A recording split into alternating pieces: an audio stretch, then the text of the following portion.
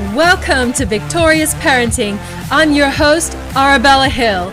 Now's the time to transform your home life and make parenting a breeze by learning and applying new strategies. Let's get into it. Welcome to today's podcast, The Fallacy of More. Sometimes we can find ourselves in a state of wanting more. More money, more friends, more clothes, more kids, more homes, more. Our society makes us believe that more external things equals more happiness. However, if you don't have a handle on the things you do have, and if you don't have quality in the relationships you have right now, more will produce more of what you already have. That might equal more stress, more overwhelm, more sleepless nights. You see, you can give two people a nugget of gold. One will say, "Oh, what a pretty shiny rock," and have absolutely no clue what to do with it. The other will smelter that rock into a small commodity that serves them well. It's the same with people and things in your life. You get out what you put in. I recently read a book called Stretch by Professor Scott Sonshine. He states that it's not more external tools we need, it's internal tools. We need more perspective, more ingenuity, more creative thinking, because it's our perception that shapes our reality. In his book, he gives the example of the woman who created the white out or liquid paper product. Her name is Bette Nesmith Graham. She was a typist in a bank and a struggling single mother. And she was sick and tired of having to retype entire pages because of one small mistake. You see, that's what they had to do back then. If you made a mistake on the page, you would have to start again from the beginning. I can imagine how frustrating that would have been.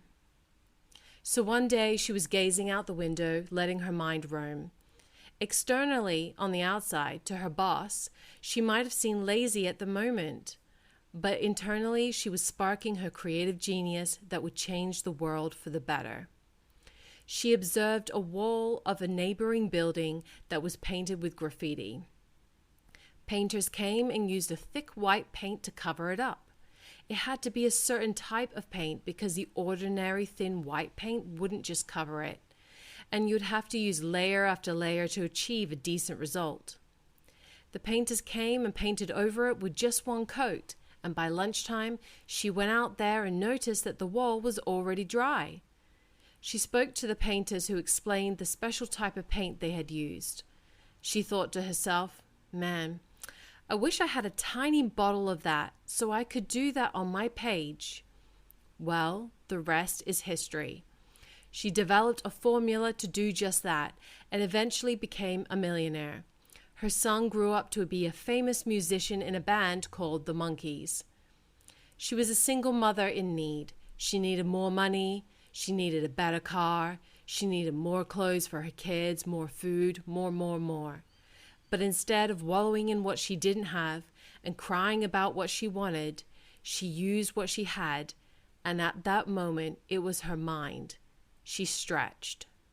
Even when developing her formula, she didn't have access to scientific labs or experts. She started at a paint store and went from there. There was no internet back then, no help for her. She changed her perspective and formed a new belief. She believed that she could bring this idea to market despite the obstacles she faced, and she did just that. So if you're struggling to parent one child, having another isn't going to make it any easier.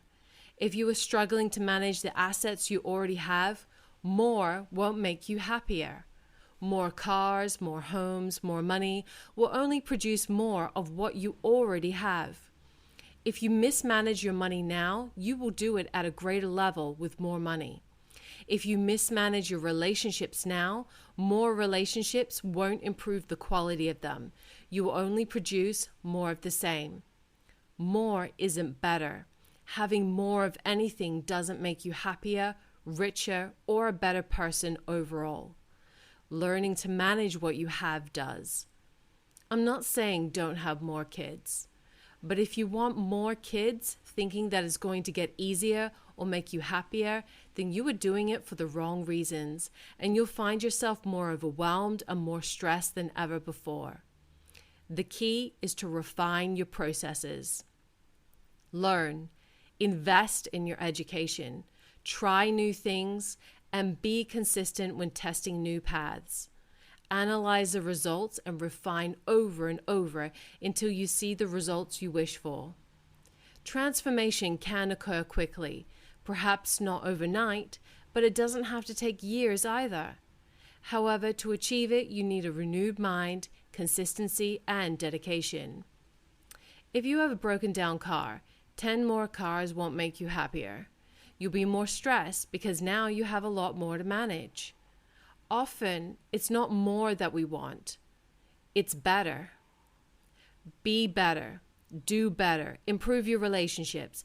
Put yourself in a position where you're empowered to make good choices. In a position where you can support more kids, a bigger home, and more money. And to do that, it requires a change inside.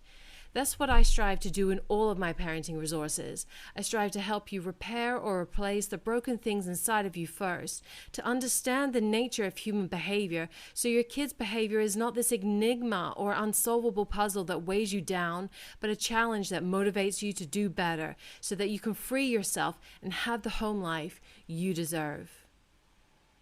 Don't strive for more. Strive for better. If you would like access to more parenting resources and a big supportive community, I'd like to invite you to our Facebook group, Victorious Parenting. I give regular content every single day, and we have a unit section where you can find all the best content. There are some short form and long form content in there, like the Grey Rock method and how to deal with sibling rivalry. And as well, you'll get to be a part of a great big community of parents who are becoming victorious just like you. We'd love to have you join us in Victorious Parenting. Discover the 7 biggest mistakes parents make that can lower their child's self-esteem forever. PromotingSelfesteem.com.